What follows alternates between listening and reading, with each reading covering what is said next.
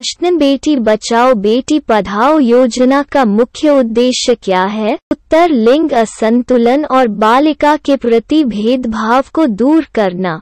प्रश्न कौन सा पक्षी पीछे की ओर उड़ सकता है?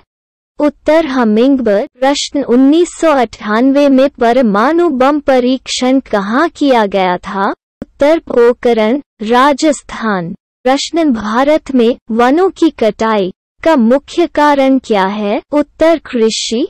प्रश्न यूनाइटेड किंगडम यूके में कौन कौन से देश शामिल हैं? उत्तर इंग्लैंड, उत्तरी आयरलैंड, स्कॉटलैंड और वेल्स।